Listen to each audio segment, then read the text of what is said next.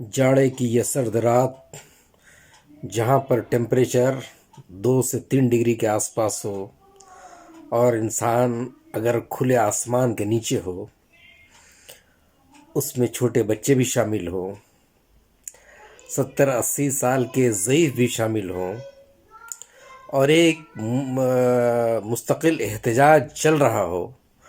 और एहतजाज किस चीज़ के लिए? एहतजाज अपनी ज़मीन, अपनी रोज़ी रोटी के लिए एहतजाज चल रहा हो और साहिबे मसनद जो लोग हैं, यानी हुक्मरान जो लोग हैं, उन पर अगर इन सब चीज़ों का, लोगों की बेबसी का अगर नहीं असर हो रहा है तो हम किस युग में जी रहे हैं? ये एक बहुत बड़ा सवाल है। हम बात कर रहे हैं किसान एजिटेशंस की। आप किसान एजिटेशंस को अगर गौर से देखेंगे तो जिस तरह से लोग वहाँ एहतजाज कर रहे हैं और तकरीबन 50 लोग जामे शहादत को नोश कर चुके हैं, यानी अपनी ज़िंदगी से हाथ धो चुके हैं। कुछ लोगों ने तो इस बिल के एहतजाज में अपने आप को खुद ख़त्म कर लिया, यानी सुसाइड कर लिया, और कुछ लोग इस ठंड की वजह से मौत के आगोश में चले गए। क्या ये हमारे भाई नहीं है? क्या हमारी इंसानियत इतनी ज़्यादा मर चुकी है? क्या हम एक डेमोक्रेटिक कंट्री में नहीं रहते?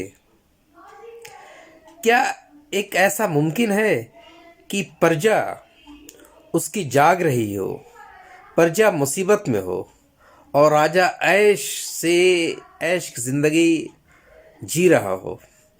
अगर ये सही है तो समझ लीजिए कि फिर बर्बादी बहुत नज़दीक है।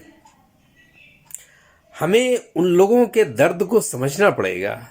ये किसान भाइयों के दर्द को हमें समझना पड़ेगा। आखिर वो लोग क्यों एहतजाज में हैं, क्यों एजिटेशंस में हैं, वो उन 3 कानूनों के क्यों ख़िलाफ़ हैं, वो क्या चाहते हैं?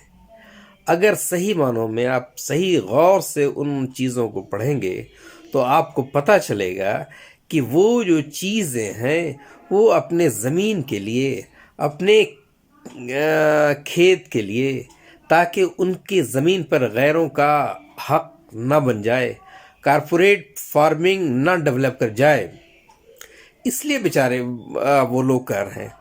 और सरकार के नुमाइंदे, सरकारी मीडिया तरह तरह के अलक़ाब से उनको नवाज रहा है।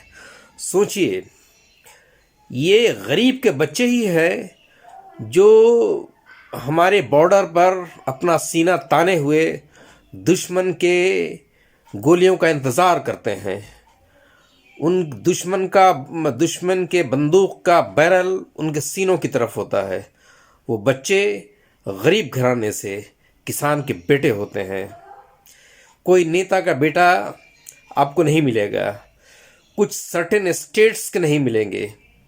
वो किसान के ही बच्चे होते हैं जिनमें इतनी ज़रूरत होती है और बेचारे सीना तान के वहाँ पर बॉर्डर पर खड़े रहते हैं, हमारे सरहदों की हिफाजत करते हैं ताकि हम सो सकें।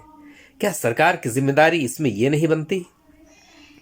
क्या सरकार की जिम्मेदारी यहाँ ये नहीं बनती कि हम उनके दुख दर्द को कम से कम कर पाएँ? जब वो बॉर्डर पर खड़े हुए हैं, दुश्मनों के गोलियों के बिल्कुल निशाने पर हैं और उनकी घर की बहनें हैं, घर की उनकी फैमिली है, बूढ़े माँ बाप हैं, और वो ठंड में अगर एजिटेशन कर रहे हैं, तो ये हम आप व्यूअर से पूछना चाहेंगे, क्या मन लगेगा? बिल्कुल नहीं लगेगा। सरकार को तो चाहिए था कि अगर वो एक बार कह रहे हैं तो वो आगे बढ़कर अगर बिल को रद्द करने की मांग कर रहे हैं तो हमारी सरकार को चाहिए था कि वो खुद आगे बढ़ेंगे और इन बिल को वापस ले लें, ताकि हमारे जवानों का, जो सीमा पर खड़े हुए जवान हैं, उनका मोराल डाउन नहीं हो जाए। याद रखिए, जिस दिन उनका मोराल डाउन हो जाएगा, वो हमारा देश पर जो दुनिया की निगाहें हैं वो और खम कर जाएंगी और वो जम जाएंगी इस पर। तो बिना इसका यहाँ पर बहुत तरह की ऐसी चीज़ें लग रही हैं, लग रहा है कि एक ईगो एक मैटर कर गया है। किस बात का ईगो भाई? सबसे ज़्यादा इज्जत और सबसे ज़्यादा एहतराम तो हमें उन लोगों को करना चाहिए जो हमारी हिफाजत करते हैं। है किसी मिनिस्टर और किसी एमपीज़ में ये हिम्मत जिनके ऊपर किसी भी तरह का ये है कि बिना सिक्योरिटी के वो बाहर निकल जाए? बिल्कुल नहीं निकल सकते। वो उनके बॉडीगार्ड Z+ हो या Y+ हो, वो भी किसी न किसी के बेटे होते हैं जो सीने पर गोली खाकर आपको बचाने के लिए तैयार होते हैं। तो क्या ये आपका फ़र्ज़ नहीं बनता? क्या ये आप लोगों का फ़र्ज़ नहीं बनता कि उनके माँ बाप, बूढ़े माँ बाप, छोटे बच्चे, बीवी, बहन को कम से कम हिफाजत कर सकें? इस ठंड में उन्हें उनके घर भेज सकें, उनकी मांगों को पूरा करके।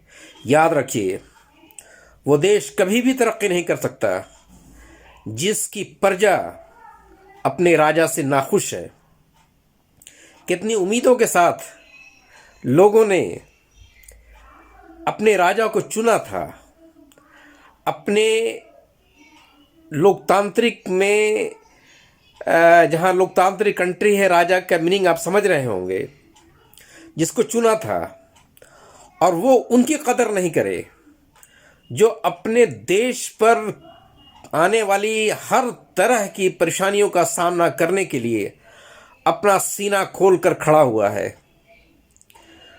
तो ये रिक्वेस्ट भी है कि सरकार को कम से कम उन जवानों के जिनके भरोसे पर आप जिंदा हैं और आपकी हिफाजत हो रही है और मुल्क हमारा हिफाजत में है, उनके हाथों में महफूज है, उनको ध्यान में रखते हुए इन बिल को वापस लेना चाहिए, जो कि सरकार के हित में है, देश के हित में है।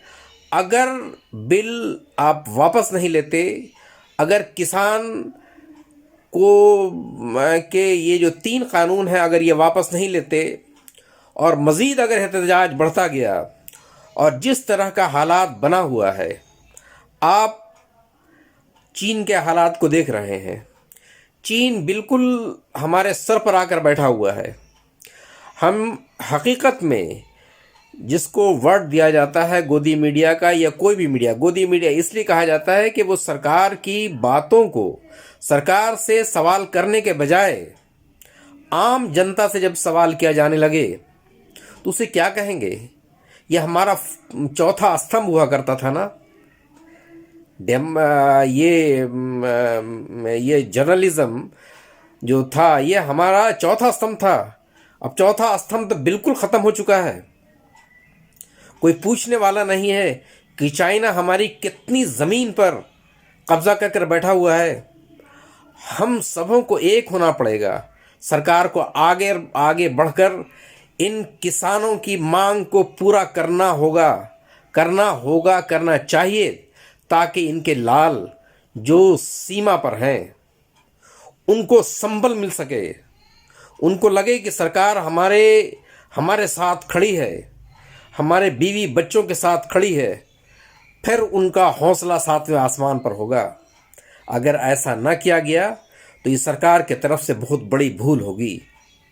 किसान आंदोलन को इजी लेना, अगर आप इजी ले रहे हैं कि इसको हम दबा देंगे, जायज़ हक को, अगर हक किसी का भी छीना गया, किसी को किसी के हक से महरूम किया गया, तो याद रखिए इसकी सज़ा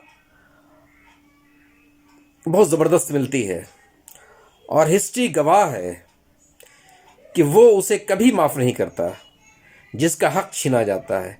तो हम उम्मीद करते हैं कि सरकार से नेक्स्ट होने वाली जो बात है वो 100% सफल होगी और हमारे किसान भाई जो इस ठंड के मौसम में अपनी जानों का नजराना पेश कर रहे हैं, वो उनका ये धरना प्रदर्शन ख़त्म होगा, देश के हित में होगा। सरकार से अपील है कि किसानों से बात करके उनकी मांगों को मान करके ये 3 कानून को ख़त्म कर कर एक नए ढंग से, जिसमें किसानों का भी एक रिप्रेजेंटेटिव और एक समूह शामिल हो, एक नया कानून बनाइए। कोई दिक्कत उसमें किसानों को भी नहीं होगी, आपको भी नहीं होगी। देश हमारा मजबूत होगा, तरक्की होगा। जय Hind. Thanks for being with me. Have a nice day.